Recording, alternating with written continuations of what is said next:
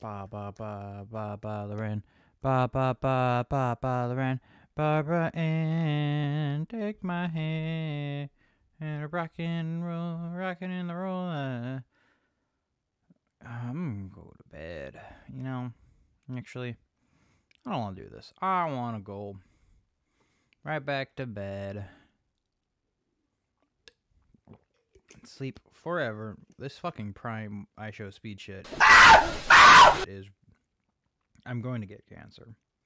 Holy shit, I'm gonna get fucking cancer. And that's why visual novels are a funny thing, despite being a relatively niche genre of entertainment with only a few standout successes like Doki Doki and Sayonara Uta aside. The genre of video games, quote-unquote, where all you do is read, might in fact be one of the widest in terms of tone, taste, and styles, with everything from the stereotypical romance genres to melodramatic dramas, to horror, porn, and of course the best genre, a depressed 17-year-old needs stream of consciousness and possible suicide note. Today in the series of incoherent ramblings that is my channel, Baka, I swear to God, this is an anime channel, Kun, I once again am talking about some shit that no one has ever heard of. First it was Black Souls, then Fall Streak, and now the gaslighting simulator visual novel, It Was a Human. You play as the officer, a faceless protagonist who only knows that they may be part of the military of this strange city world that worships killing vermin and doesn't have any other humans in it, just robots. Cut that out. A massive megatropolis that strangely shares the names of cities in Tokyo. Where time makes little sense, cities can be bustling despite having no one in them. Your only companions are a weird squid that calls you its king, the clock cardinal who believes the world only just started, and your coworker, a strange girl who only speaks to you over the intercom. You are tasked with a mission, the interrogation of a violent murderer who was caught red-handed skinning the corpses of two men in a hotel room. The suspect, Okaze Izuku, I can't fucking remember if that's her name. Fix that if that's not your name. Or don't. But a suspect is putting that mildly. Despite seeming to be and claiming to be nothing but a weak and stupid loser, she attacked several police officers as they arrested her. You are not to trust her, as she will lie, manipulate, and gaslight you into siding with her. But strangely enough, your memories seem to start coming back in violent, shattered fragments the more you interrogate this girl. The opening of the game, despite not having any voice acting, does such a good job establishing the tone and raw vibes in what should hook anyone immediately. Shocking and strange imagery mixed with a vague dialogue that immediately puts you in the head of a crazy person. Or maybe that's just me. This shit is my weakness, no matter how played out it can be. It Was a Human is separated into two distinct parts. The interrogation part, where you choose questions to ask Okaze and get interesting answers. Mostly long poetic prose about how much Okaze fucking hates herself, everyone around her, being alive, and how she's just a loser. It's good fun.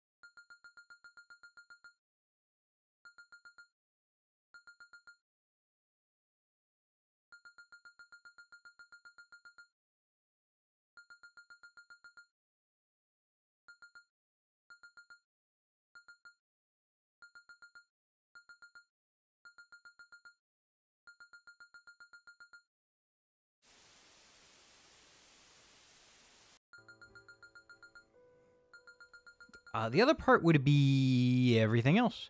A normal kinetic visual novel stuff, except you're a mostly mute protagonist wandering around a really weird city where nothing makes sense.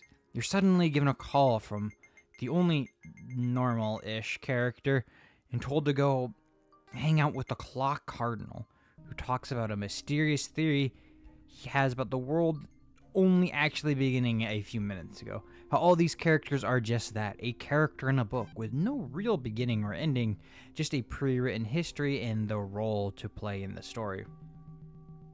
Fucking ignoring that shit, the officer goes home and smokes a cigarette, and complaining about how they always suck, and why did this certain someone always seem to like them. Holy fucking shit. You have no idea how hard it is to talk about this game without spoiling it. It's very good. That's it. Go in as blind as possible. Nothing else matters. Okay, turn the video off. Fuck this. This is shit. This is fucking stupid. Turn the video off. Go outside. Get out of here. Fucking... You. You're coming with me.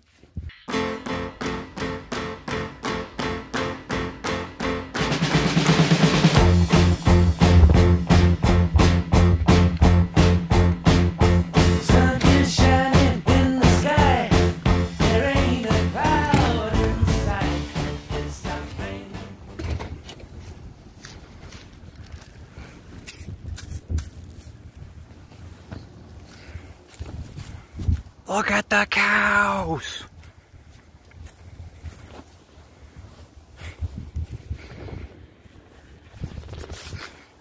Fuck, I fell.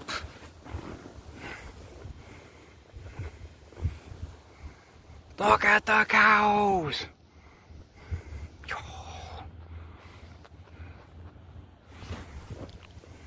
Quick review. It's a moody interrogation between you, the detective, and the murderer, trying to find out the motive behind her brutal murder of two men in a bizarre, surreal world. You gotta piece together the pieces and find out what's actually going on. Long prose on nihilism and self-hatred around fun schizo moments.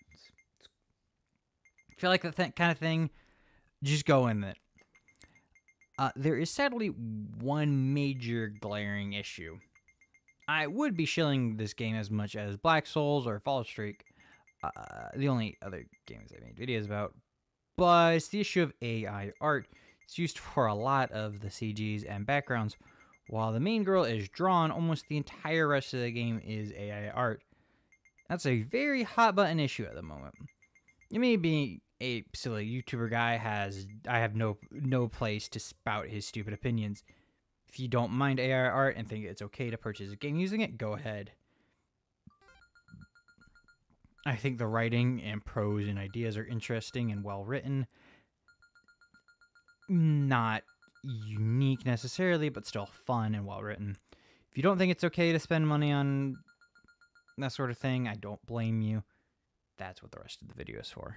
Days go on like normal, or at least as normal as you can get in this surreal world where you're actively told the world is self-contradictory on purpose, and it's your job to figure it out. Something does stand out in a myriad of nonsensical and nihilistic dialogue. Okaze, this person who we are tasked with learning about, starts to seem a bit familiar. She makes interesting comments about how we always tap our finger on our desk to keep rhythm. And how have we not noticed it yet? Only for her to sweep whatever she just said under the rug. All the while, violent flashes of either visions, memories, subliminal messages cut into any scene at almost random. Like blinking your eyes. But just like a blink, they're already haunted by dreams of another time, another life altogether, of things you should remember, a much happier dream than the waking world. Waking up from such candy-colored dreams cause our protagonist to slam their fist against the wall. One day you are suddenly hit with the baffling and confusing information that you and the murder suspect are going on a date. It was the higher-up's decision, your coworker tells you, and not to worry about it. A drone will be watching you at all times, and that this is simply to observe a murderer in their natural habitat. The two head out to the town of Kasamachi, An abandoned town of 5,000 inhabitants, all robots, keeping the town clean despite no humans living in it. When the two get on a bus, you're given a choice to choose of where to go during the date. Either an aquarium or an amusement park. And of course, it's the first date. Bitches love aquariums. The couple head to the aquarium. It's open late and no one's inside. Under lightly illuminated fish, Okaze teases the officer about how they're all alone and they can do whatever you want, suggesting singing and dancing, to which the officer surprisingly agrees, shocking Okaze. The officer reaches out their hand and they dance, under the watchful gaze of moon jellyfish all alone. It's also familiar. In that moment, it felt like the two of them could dance for eternity. But everyone knows that there is no such thing. The dance was a mistake. Coming here was a mistake. It's also sad digging up past memories better left forgotten. It's best to get going then. The two head to their next destination of Kasei Town Residential. It's actually where Okaze's from. But she doesn't seem very excited. Like she never wanted to come back home, saying she hates it. Ominously asking if the officer is scared of something. But why? Of course, he has no fucking reason to be scared. It's just a neighborhood. The two actually stumble upon none other than her house. An ordinary house in an ordinary town that she can't help but feel nostalgic for. Having nothing much better to do, Okaze offers the officer inside for some tea, just out of politeness, nothing more.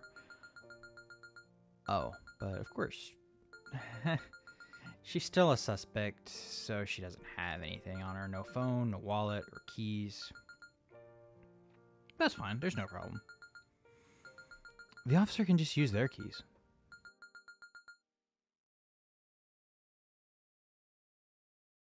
Opening the door and... Merry Christmas! Memories of their first Christmas these two spent together, happy and without a care in the world. Facing everything life has to throw at the couple. These two broken people can weather any storm, as long as they were together. It might have been the happiest time in their life.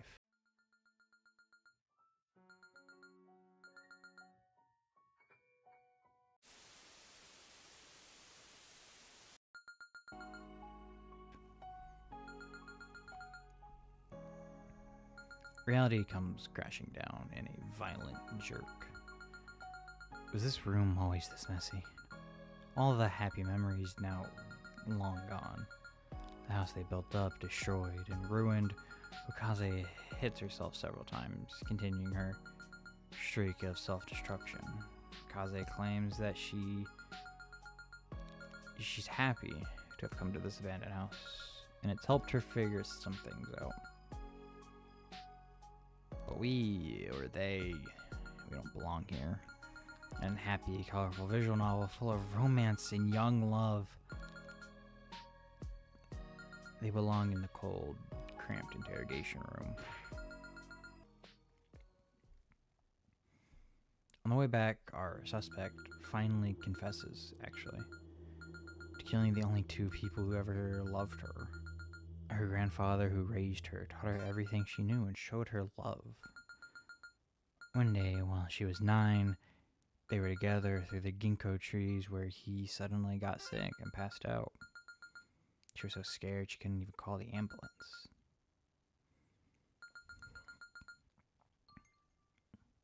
And the other? Well, at this point you should have already figured it out. Best not to ask any more cruel questions. Besides, it already hurts just to see our face.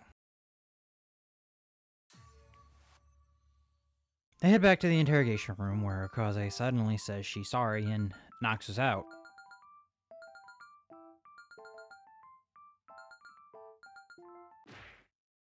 Just fucking bonk! Luckily, our coworker is here to help and gives us a really weird looking gun. Leaving, the officer is confronted by the collapsing of the world around them, getting one last goodbye at all the cool, fun characters they met along the way. Their true forms becoming self-evident. The dumb octopus creature is a stuffed animal that Okaze always wanted. The clock cardinal, her grandfather, of course. Oh, wait, fuck. What the fuck? Oops, I turned off the game.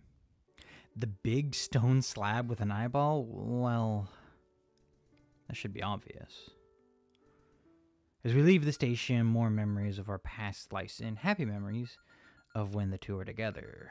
But now they are gone now. Those innocent conversations about what to do on their days off, or conversations about what to do when one of them dies, all seem like a dream for these characters.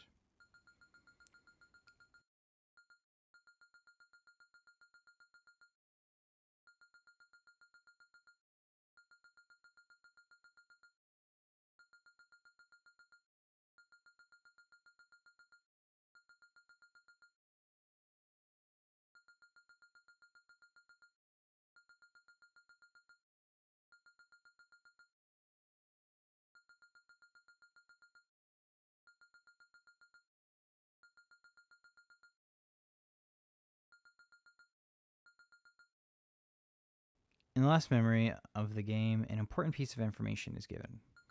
Okaze is, or was, pregnant with a baby girl. She worries about the future, hoping her child doesn't turn out like her. But this is unfortunately the most painful memory of all. The cause of all this, actually.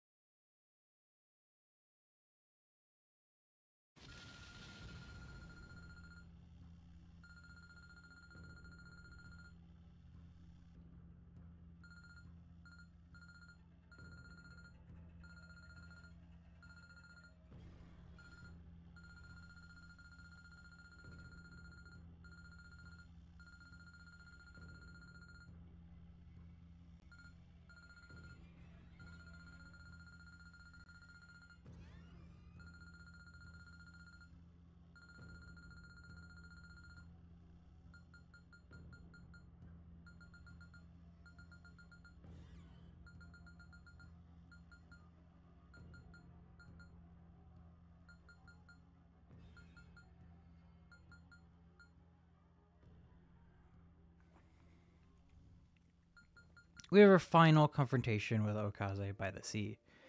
We've learned so much. Too much, probably. We learned all about this painful, broken girl who hates herself more than anyone. The main character, the dutiful officer, how the world is but a twisted dream of Okaze's desire to cope with the loss of important people. But even in this broken, strange, ugly world, at least the two lovers found each other again at the end. But now is the time for judgment.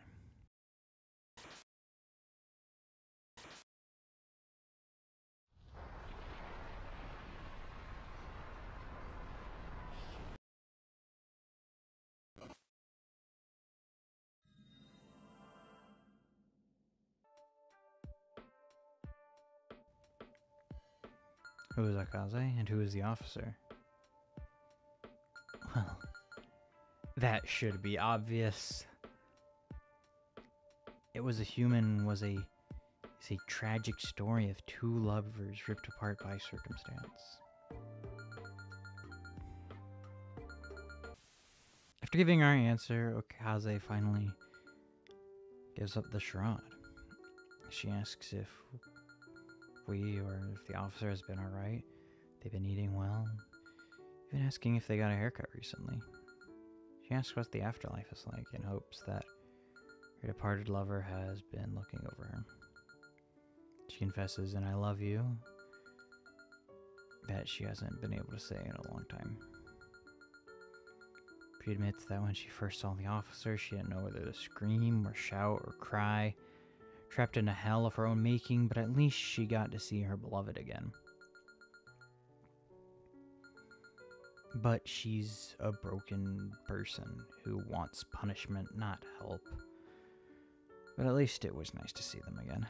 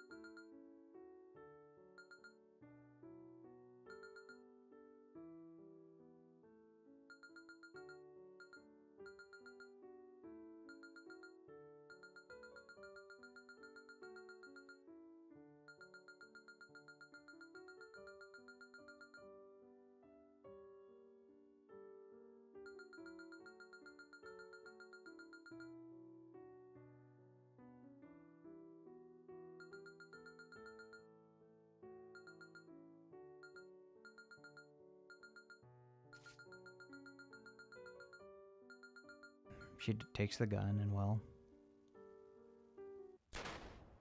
the rest should be obvious.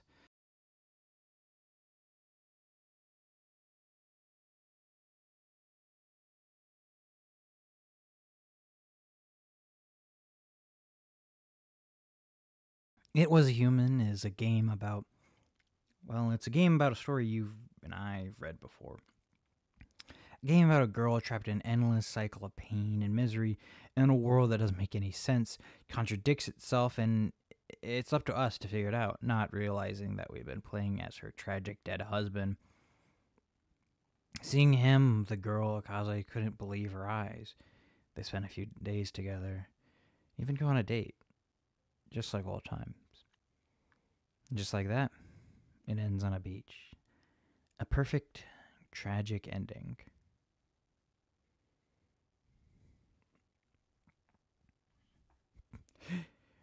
Never have I been fucking gaslit by a video game like this hard. What the fuck?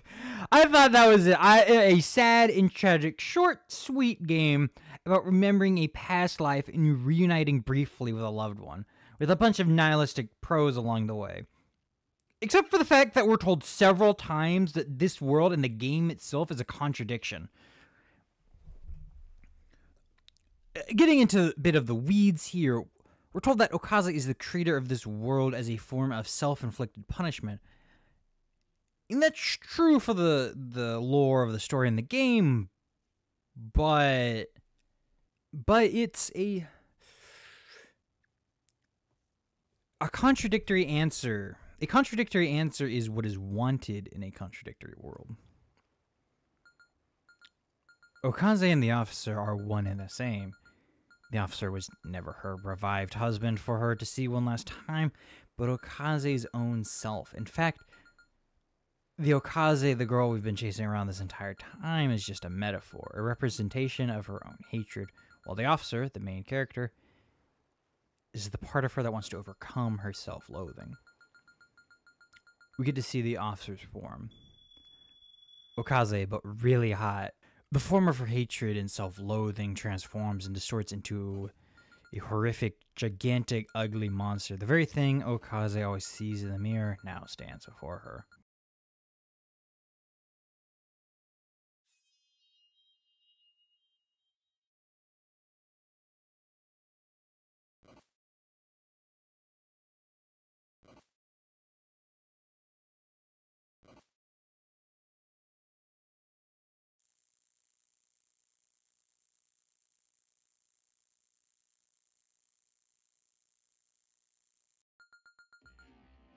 Forced to finally confront herself, Officer Okaze pulls out the gun using her own body parts, her eyes, her fingers, her lung, her kidney, everything to act as bullets in order to battle the monster.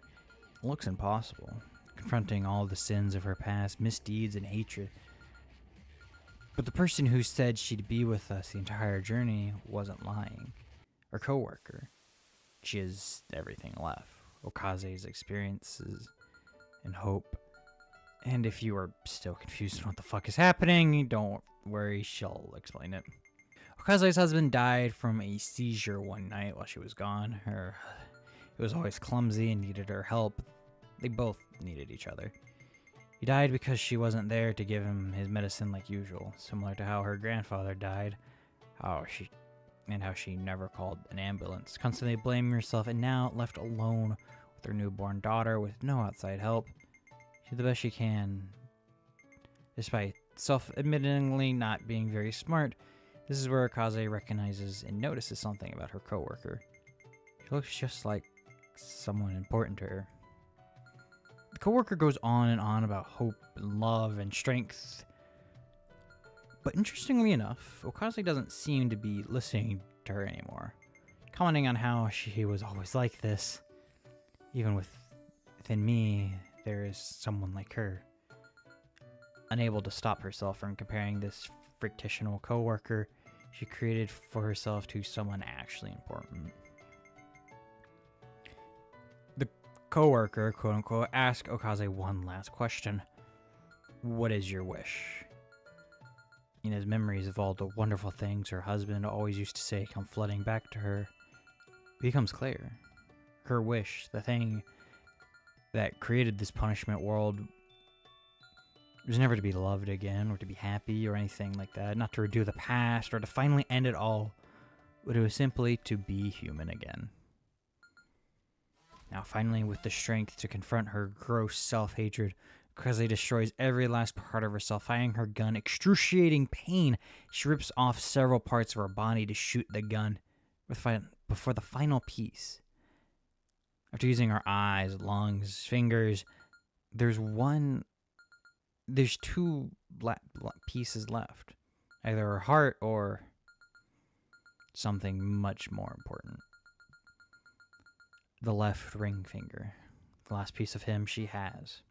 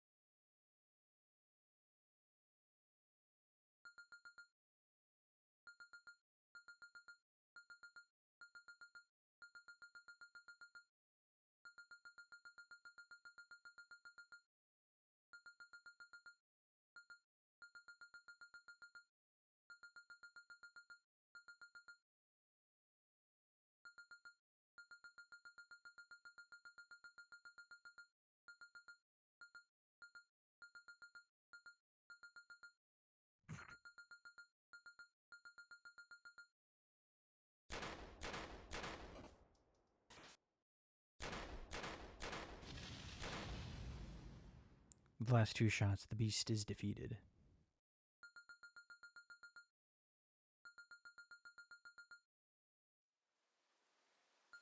Okaze thanks her worst self and becomes whole again.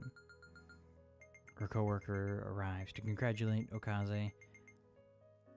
Just another part of her, yet not. With confidence, she announces that tomorrow will surely be a wonderful day. Let's go to the sea, eat soba, shaved ice, play a lot, get exhausted, and go home. And the coworker also says one last thing to Okaze before bowing out of the story. I love you, Mom. With that, our heroine finally lives again. Final thoughts.